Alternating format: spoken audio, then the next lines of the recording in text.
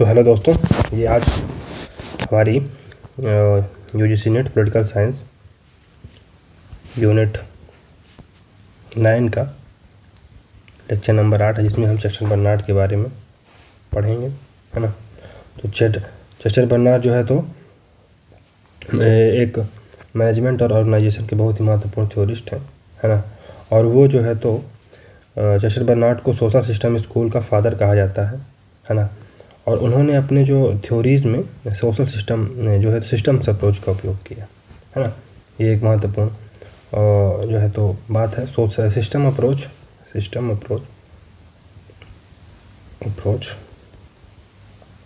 In political science has been developed by David Easton, है ना। तो डेविड ईस्टन ने इसे जो है तो पॉलिटिकल साइंस में इस अप्रोच को डेवलप किया था। तो इसमें और उनका एक यही महत्वपूर्ण वर्क है जो कि है the function of the executive, है ना। The function of the executive, इसे याद रखने की ज़रूरत है। एक ही इनका महत्वपूर्ण वर्क है the function of the executive, है ना। तो चेस्टर बर्नार्ड की थ्योरी को हम लोग 4 भागों में बांट सकते हैं। एक तो उनकी थ्योरी ऑफ फॉर्मल ऑर्गेनाइजेशन क्या थी, है ना। उनकी एक्सेप्टेंस थ्योरी ऑफ अथॉरिटी क्या है, और जोन ऑफ इंडिफरेंस क्या है, फंक्शन ऑफ द एग्जीक्यूटिव क्या है। तो ये 4, है ना, इसमें हम लोग इसको बांट सकते हैं, इसके अंतर्गत पढ़ेंगे, है ना। तो इनकी थ्योरी ऑफ ऑर्गेनाइजेशन क्या है। तो चेस्टर बर्नार्ड के अनुसार एक फॉर्मल ऑर्गेनाइजेशन क्या होता है। एक formal organization a system of consciously coordinated activity or forces of 2 or more person, है ना। तो ये 2 या 2 से अधिक व्यक्तियों की कोऑर्डिनेटेड एक्टिविटी होती है ना, जो कि कॉन्शियसली रूप से की जाती है ना। तो एक सिस्टम होता है और जो है तो कोऑर्डिनेटेड एक्टिविटीज़ और फोर्सेस का जो 2 और 2 है ना, 2 या 2 से अधिक लोगों का होता है। तो जो है तो चेस्टर बर्नार्ड अपने जो है तो इसमें ओपन सिस्टम अप्रोच को अडॉप्ट करते हैं अपनी ऑर्गेनाइजेशन थ्योरी में, है ना। और उनका मानना था कि ऑर्गेनाइजेशन एक ऐसा सिस्टम है जो कि बहुत सारे सब सिस्टमों और सब पार्टों से मिलकर बना होता है ना। और यह जो है तो बहुत सारे सुपर सिस्टम जैसे कि इकोनॉमिक सिस्टम, पॉलिटिकल सिस्टम और कल्चरल सिस्टम से अफेक्ट होता है ना।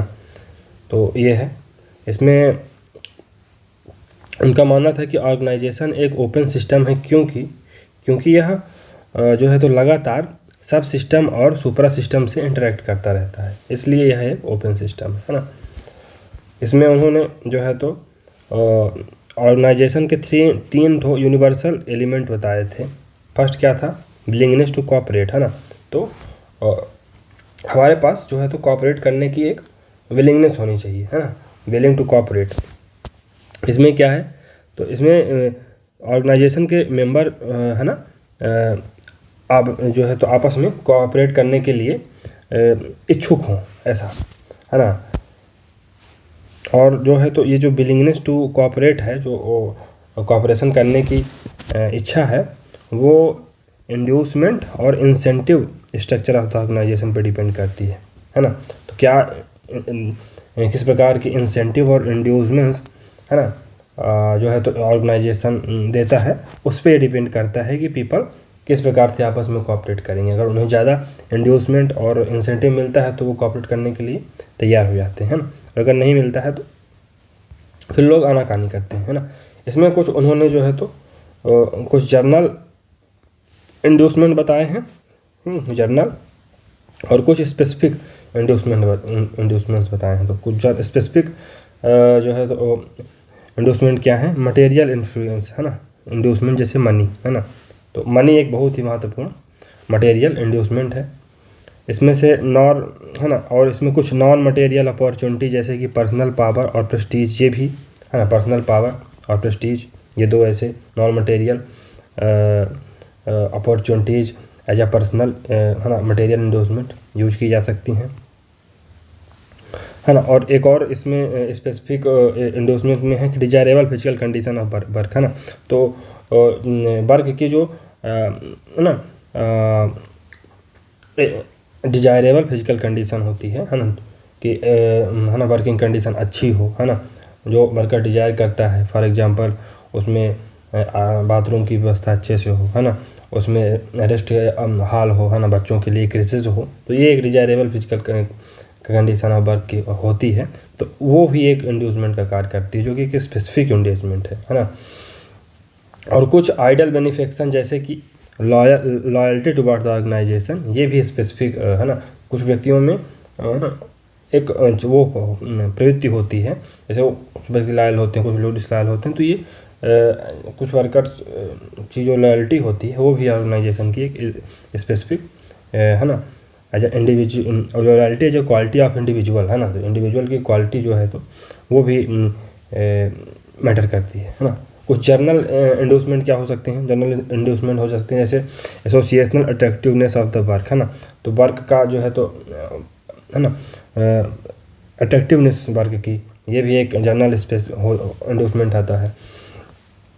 हाँ, adaption of working condition to habitual habit, है ना। तो adaption of working condition to habitual habit, ये भी होता है।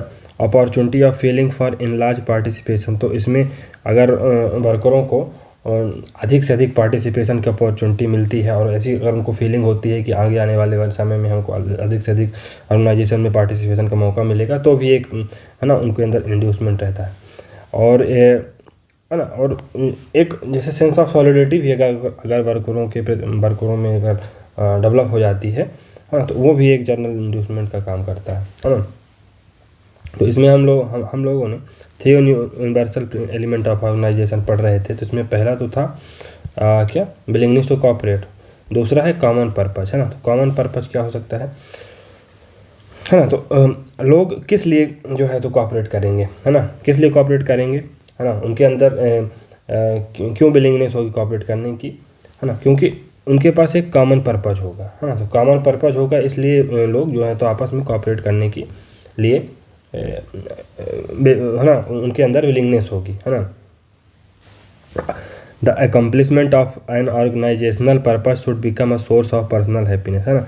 तो अगर ऑर्गेनाइजेशन अपने पर्पस को जो है तो अकम्प्लिश करने में सफल रहता है, तो यह एक जो है तो व्यक्तिगत जो हैप्पीनेस का कारण होना चाहिए, है ना, एक स्रोत होता है ना। तो ये महत्वपूर्ण चीज़ है। इसमें कम्युनिकेशन होता है, थर्ड एलिमेंट, है ना। तो थर्ड एलिमेंट जो है तो कम्युनिकेशन, है ना, कम्युनिकेशन है। तो willingness to cooperate and common purpose are linked through communication. तो अगर आप विलिंगनेस टू कोऑपरेट, है ना, तो जो है तो कोऑपरेशन की इच्छा और कॉमन पर्पस आपस में जुड़े हुए हैं, है ना, काहे से, कम्युनिकेशन से। अगर वर्कर्स विलिंगनेस टू कोऑपरेट हैं, है ना, उनके पास कॉमन पर्पस भी है, लेकिन उनके पास अगर कम्युनिकेशन का अभाव है, फॉर एग्जांपल, है ना, एक ग्रुप ऑफ वर्कर्स है, वो आपस में है ना जो है तो उनके पास विलिंगनेस टू कोऑपरेट, आपस में कोऑपरेट करना चाहते हैं, ठीक है। उनके पास एक पर्पस भी है, फॉर एग्जांपल उनको अपनी सैलरी को हाइक करवाना है ना। तो उसके लिए कॉमन पर्पस है, विलिंगनेस टू कोऑपरेट है। लेकिन अगर उनके पास कम्युनिकेशन नहीं है ना, एक कोई माध्यम नहीं जिसके माध्यम से वे आपस में एक दूसरे से जुड़ सकें, तो फिर वो नहीं हो पाएगा, है ना। तो हाँ, तो इसीलिए इसमें कहा गया है कि जो है तो ऑर्गेनाइजेशन के विभिन्न पार्ट्स और ऑर्गेनाइजेशन के विभिन्न मेंबर्स आपस में है ना फ्रीली जो है तो कम्युनिकेट करने में योग्य हों, ये है ना एक महत्वपूर्ण है इसमें, है ना। और जो है तो चेस्टर बर्नार्ड की जो दूसरी नेक्स्ट थ्योरी है वो है एक्सेप्टेंस थ्योरी ऑफ अथॉरिटी, है ना। तो ये है, तो इसमें क्या है कि अगर कोई मैनेजर है ना, तो उसकी जो अथॉरिटी होती है वो सबॉर्डिनेट के कंसेंट पर निर्भर होती है, ये इसका मानना है ना। तो authority is the character of communication order in a formal organisation by virtue of which it is accepted by the contributor और member of the organisation as the governing action he contributes, है ना। तो authority क्या है? Authority एक जो है तो ऑर्डर का कैरेक्टर है ना, एक फॉर्मल ऑर्गेनाइजेशन में जिसके द्वारा कंट्रीब्यूटर और मेंबर ऑफ ऑर्गेनाइजेशन, है ना। तो अथॉरिटी जो है तो कम्युनिकेशन अथॉरिटी एक कैरेक्टर है कहेगा कम्युनिकेशन का एक फॉर्मल ऑर्गेनाइजेशन में जिसके द्वारा कंट्रीब्यूटर और मेंबर ऑफ ऑर्गेनाइजेशन, है ना, किसी भी व्यक्ति की या जो है तो मैनेजर की अथॉरिटी को एक्सेप्ट करते हैं, है ना। ये है इसमें जो है तो जस्टिस बर्नार्ड ने 4 कंडीशन बताई हैं जिसके द्वारा एक ऑर्डर को एक्सेप्टेंस मिलती है उनके सबऑर्डिनेट्स के द्वारा। क्या क्या 4 कंडीशन है? एबिलिटी, है ना, अगर वर्कर्स ऑर्डर को समझ जाते हैं, है ना। फॉर एग्जांपल है ना, जो है तो सबऑर्डिनेट को ऑर्डर देना है, या कि जैसे मैनेजर है कोई, उसको प्रोडक्शन इंक्रीज करने का ऑर्डर देना है ना। अगर वो बेग टर्म में देगा कि अब हम आज से इतना प्रोडक्शन करेंगे, लेकिन अगर लिमिट नहीं बताएगा या कि उसका क्वांटिटी नहीं बताएगा, तो है ना, तो इसमें यही दिया है कि एबिलिटी टू अंडरस्टैंड। तो वर्कर्स के पास एबिलिटी होनी चाहिए कि ऑर्डर को समझें, है ना। और ऑर्डर जो है तो वेग, है ना, यही जो मैंने कहा कि वेग नहीं होना चाहिए, या ऐसा ऑर्डर नहीं होना चाहिए जो है तो ऑर्गेनाइजेशन के पर्पज से अलग हो, है ना। फॉर एग्जांपल एक कंपनी है, स्टील कंपनी है ना। फॉर एग्जांपल एक स्टील कंपनी है और आप यहाँ पर कुछ दूसरा चीज़ स्टील की जगह कुछ दूसरा बनाने की, जैसे स्टील की जगह आप गन्ने बनाने की बात कर रहे हैं, है ना, कि गन्ने का प्रोडक्शन होगा, तो फिर ये गड़बड़ हो जाएगा, है ना। तो order must be compatible with the purpose of organization. हाँ, तो ऑर्डर जो है तो ऑर्गेनाइजेशन के पर्पज से मेल जोल खाने चाहिए। ये है order should be compatible with the personal interest of the member. और ऑर्डर जो है तो मेंबर्स के जो है तो पर्सनल इंटरेस्ट से भी मेल खाने चाहिए, है ना। और इसमें और चौथा जो पॉइंट है इसमें है कि मेंबर जो है तो ऑर्डर को मेंटली और फिजिकली दोनों रूप से जो है तो अब कंप्लाई करने में, उसको पालन करने में सक्षम हो। ये, है ना, 4 कंडीशन है जिसके माध्यम से कोई भी ऑर्डर सबऑर्डिनेट के द्वारा एक्सेप्ट किया जा सकता है ना। ये एक महत्वपूर्ण लाइन है कि every individual has a zone of indifference, people will accept order willingly without any question if they, है ना। तो इसमें ये बताया गया है कि एवरी इंडिविजुअल है जोन ऑफ इंडिफरेंस, है ना, हर व्यक्ति का एक जोन ऑफ इंडिफरेंस होता है ना। और people will accept order willingly without any question if they fall in this zone. और जो है तो पीपल या कि वर्कर जो है तो ऑर्डर को तभी फॉलो करेंगे अगर वह उस जोन पे फॉलो करता है जहाँ पर जो जोन ऑफ इंडिफरेंस में अगर कोई भी ऑर्डर जो है तो वो फॉल करता है जो है तो तब लोग उसको अपनी इच्छा से स्वीकार करेंगे, है ना। जोन ऑफ इंडिफरेंस क्या है? तो on the acceptability of order, है ना, जो है तो जोन ऑफ इंडिफरेंस 2 प्रकार के हो सकते हैं। कहाँ? Order that are completely unacceptable और नॉट ऑर्डर जो कि पूरी तरह से अनएक्सेप्टेबल हैं और जिन्हें किसी भी हालत पे अवे नहीं किया जाएगा। Order that are neutral and are in border line neither fully acceptable nor fully unacceptable, है ना। तो ऑर्डर जो कि न्यूट्रल है ना और जो बॉर्डर लाइन पे है ना। फॉर एग्जांपल कोई ऑर्डर है जिसको फॉलो करना है तो ये बॉर्डर लाइन पे है ना, ना तो या यहाँ है, मतलब यहाँ पास है और ना यहाँ है ना।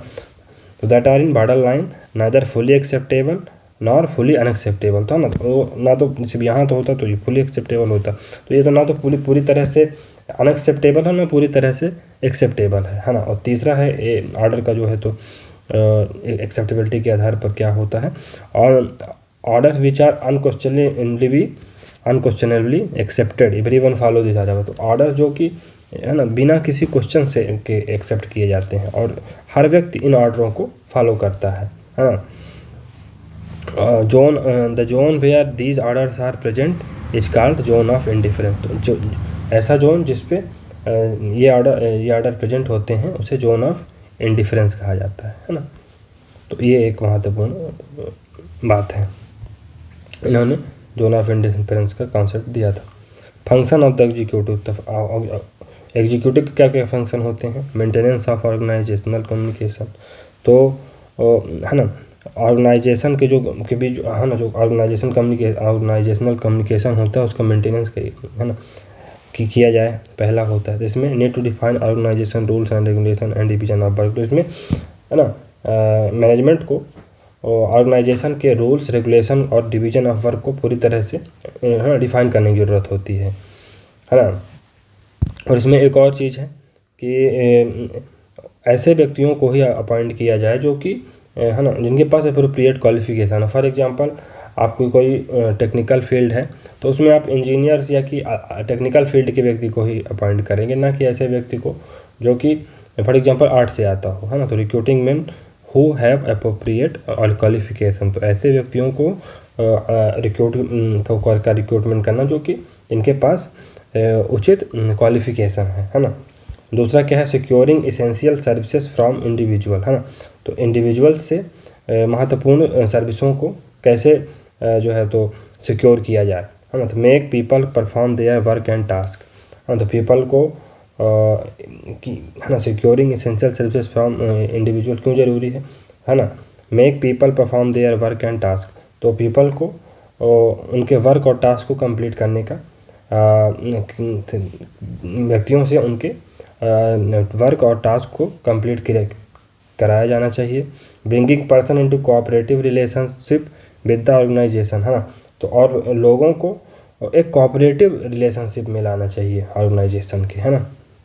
तो है ना, लोगों को ऑर्गेनाइजेशन के एक कोऑपरेटिव रिलेशनशिप में लाना जाना चाहिए। और इसमें एक और है, थर्ड है formulation of organisational objective and purposes. तो इसमें तो दोस्तों आज के लिए इतना ही है, और ये बहुत ही महत्वपूर्ण सेशन नंबर 8 का टॉपिक है, इसे आप ज़रूर देखें। धन्यवाद।